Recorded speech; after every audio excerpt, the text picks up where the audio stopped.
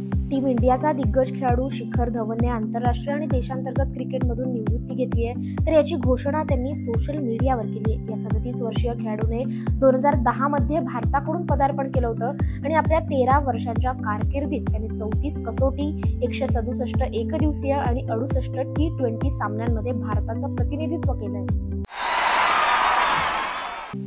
आंतरराष्ट्रीय नेमबाज प्रशिक्षक पंच व नॅशनल रायफल असोसिएशन ऑफ इंडियाचे सदस्य युवराज उर्फ बंडा दादासाहेब साळोखे यांचे पहाटे 2:30 वाजण्याच्या सुमारास गोवा येथे निधन झालंय। साळोखे जर्मनी येथे झालेल्या रायफल शूटिंग आंतरराष्ट्रीय पंच व जज परीक्षेत उत्तीर्ण झालेले एकमेव नेमबाज होते।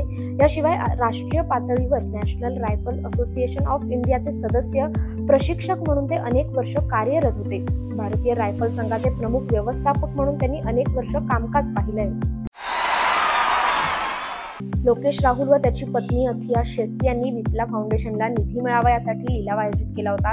या लिलावात क्रिकेटपटूंच्या काही क्रिकेटिंग वस्तूंवर बोली लावली गेली। लोकेश, अथिया यांनी गरजू विद्यार्थ्यांसाठी हा सामाजिक उपक्रम हाती घेतला। या लिलावात राहुल द्रविड, महेंद्रसिंग धोनी, विराट कोहली, रोहित शर्मा, KL राहुल, जसप्रीत बुमराह, रविचंद्रन अश्विन, श्रेयस अय्यर, युजवेंद्र चहल, ऋषभ पंत, संजू सॅमसन, रवींद्र जडेजा आदी खेळाडूंच्या क्रिकेटिंग वस्तू लिलावासाठी ठेवल्या गेल्या होत्या। Jos Buttler, Quinton de Kock, Marcus Stoinis आणि निकोलस पुरन यांनी या परदेशी खेळाडूंनीही यात योगदान दिलंय। 2020 क्रिकेटच्या इतिहासात कधी असा सामना पाहिला नसेल जो काल भारतात पाहायला मिळालाय। महाराजा 2020 ट्रॉफी स्पर्धेत हुबळी टायगर्स विरुद्ध बंगळूर ब्लास्टर्सची लढत निर्धारित 40 षटकात टाय झाला आणि त्यानंतर निकालासाठी तब्बल 3 सुपर ओव्हर खेळवली गेली। क्रिकेटमध्ये प्रथमच 3 सुपर ओव्हर खेळवल्या गेल्या। हुबळी टायगर्सने प्रथम फलंदाजी करताना 164 धावा केल्या। मोहम्मद तहा, कर्णधार मनीष पांडे, अनिश्वर गौतम आणि मनवत कुमार यांनी संघाच्या धावसंख्येत हातभार लावला। प्रत्युत्तरात बंगळुरूने शेवटच्या चेंडूवर विकेट गमावली आणि त्यांच्याही 164 धावा झाल्या।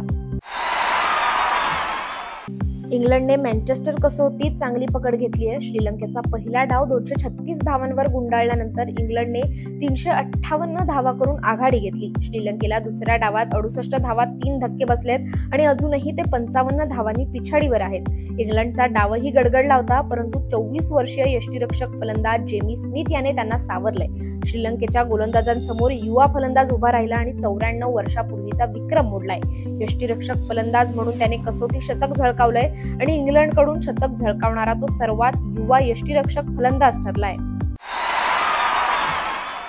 रत्नागिरी तालुक्यातील जयगड जवळील रीळ ग्रामपंचायतीच्या हद्दीत भारताचा क्रिकेटपटू प्रवीण आमरे यांनी समुद्रकिनारी केलेले बांधकाम आणि वाळू उत्खनन वादाच्या भोवऱ्यात सापडलंय। हे बांधकाम अनधिकृत असून बेकायदेशीरपणे वाळू उपसा केल्याचा ठपका त्यांच्यावर ठेवण्यात आलाय। या प्रकरणी रत्नागिरीच्या तहसीलदारांनी आमरे यांना नोटीस बजावली आहे। या नोटीसद्वारे 12,65,000 रुपयांचा दंड त्यांना ठोठावण्यात आलाय। श्रीलंका आणि न्यूझीलंड यांच्यात पुढील महिन्यात होणाऱ्या कसोटी मालिकेचे वेळापत्रक जाहीर झालंय। 2 सामन्यांची ही मालिका जागतिक कसोटी अजिंक्यपद स्पर्धेच्या दृष्टीने दोन्ही संघांसाठी महत्त्वाची असणार आहे। या मालिकेतील सलामीचा सामना 6 दिवस खेळला जाणार आहे। साधारणपणे एक कसोटी सामना 5 दिवसांचा असतो, पण श्रीलंकेतील गॉल येथे मालिकेदरम्यान निवडणूक असल्याने पहिला कसोटी सामना 6 दिवसांचा असणार आहे। एकूणच एक रेस्ट डे असणार आहे। श्रीलंकेत राष्ट्रपती पदासाठी निवडणूक होत असल्याने 21 सप्टेंबर रोजी हा सामना होणार नाहीये। ऑस्ट्रेलिया वुमन्स ए आणि इंडिया वुमन्स ए यांच्यात एकमेव अनऑफिशियल कसोटी सामना खेळवण्यात येतोय। ऑस्ट्रेलियाला टीम इंडिया विरुद्ध पहिल्या डावात 28 धावांची आघाडी मिळाली। ऑस्ट्रेलियाने या आघाडीसह दुसऱ्या दिवसाचा खेळ संपेपर्यंत 164 धावा केल्या।